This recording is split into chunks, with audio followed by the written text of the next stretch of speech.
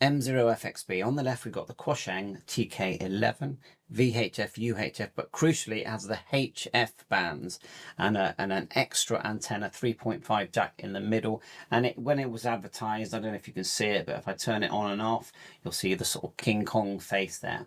So Quansheng have brought out a new model called the UV-K1, which is here, and they call it the Mini Kong. And what they've done, it's quite clever. You can get it for a lower price with a small battery, and it's quite a dunky device, just as small as your old-fashioned Bofeng UV5R. Or you can, and remember to click and get the battery, because it's the cheapest way you'll ever get it is if you buy the battery when you buy the small one. And so if I take it off and add this on, just slips on the back, it brings it up a bit taller, similar size to the TK11. So otherwise it works just like all your other Quansheng UV-K5s. F4HWN RML made software, and I can actually view this screen with his modified software firmware on my PC. I might quickly show you, but first of all, I just want to make sure you know the main differences is that this one here, if we type in, say, 0, make sure we're in VFO, oops, press the hash, and then you can start to type in, say, 07150. We're in the HF mode. I know a lot of people have moaned about the center antenna. If you twiddle with it and get it in the right place, it does receive. It is quite overloaded if you connect a big long wire to it. But that's just the state of it. But otherwise, it also, there's one thing it does that this one won't do.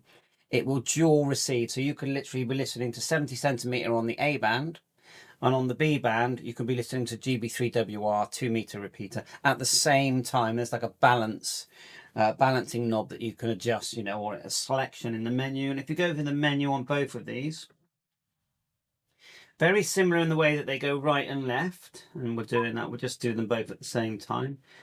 They can both be unlocked, but the frequency range, and they'll do upper sideband and AM, but and CB. Now the TK11 works well as a CB. I'm finding that the Quansheng, when I grabbed my CB earlier, my TX, Thunderbolt TX, that the Quansheng received great, yeah, and it was on, let me just put the frequency in, and it will go down to 18 megahertz, 02769. Oops, I'm just going too slow here.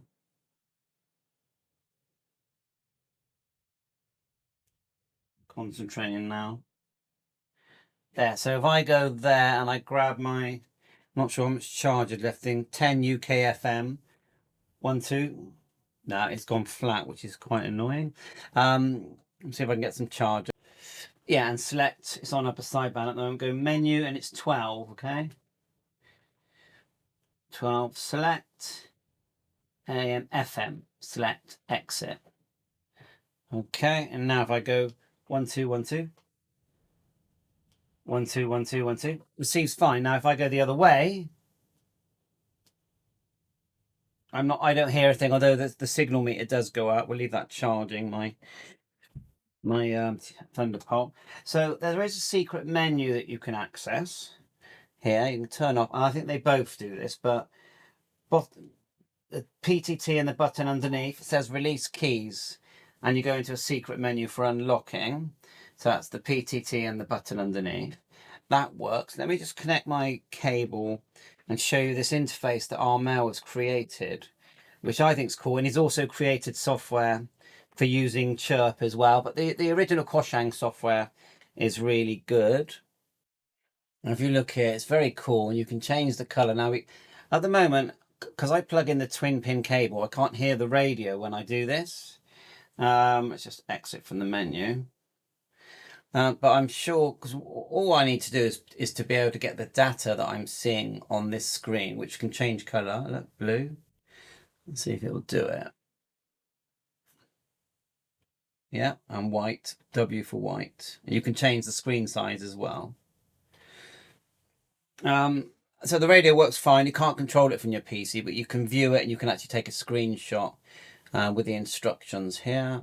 It says screenshot is space, isn't it? So it's just close that, and there's other selections there. So I just hit space. It's taken a screenshot, and then we can look at that up here. There you go. One screenshot, which I think is cool. And so I put all the links in the description. And to flash the firmware, Armel has created his own firmware flasher that you can use from your browser. You don't even have to download, which looks like this. All the links are in the description. So, you know, I mean, like, you might say, well, I've already got a K5, I've got a Bow phone, why am I going to buy this? Well, for exactly the same reason that I've got it, and that is I am now in my shack with a £30 item that I will be tinkering with now for years. I mean, I've got my Quansheng here. Let me grab it, that I bought a few years ago. I actually had the guts to put the SI4732 in it, and I don't know how it worked, but it did, and it actually works quite well. And this is one of the early boards, and it didn't work initially. I went in there and I just started soldering, tapping things to see if the signal came back to life. And when it did, I soldered it. And it actually works really well. Let me see if I can get it on.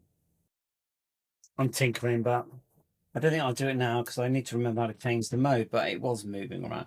So anyway, thanks for watching. Thought I'd show basically the TK11 and the K1. They are similar but different. You've got the blue screen on the TK11, and but great fun. Thanks for watching, and big thanks to Armel F4HWN for his software. And this is the browser, and to flash it's very straightforward. You literally select the file and you can actually restore. If you hit dump here, you can save the calibration that's already on your radio. Just hit, I don't know if it's connected now, connect the cable, I think it is, like so, and it saves a file for you. And then when you want to restore it, then you click restore here, and then to flash the firmware you select the file and flash the firmware. It's that straightforward. Bye for now.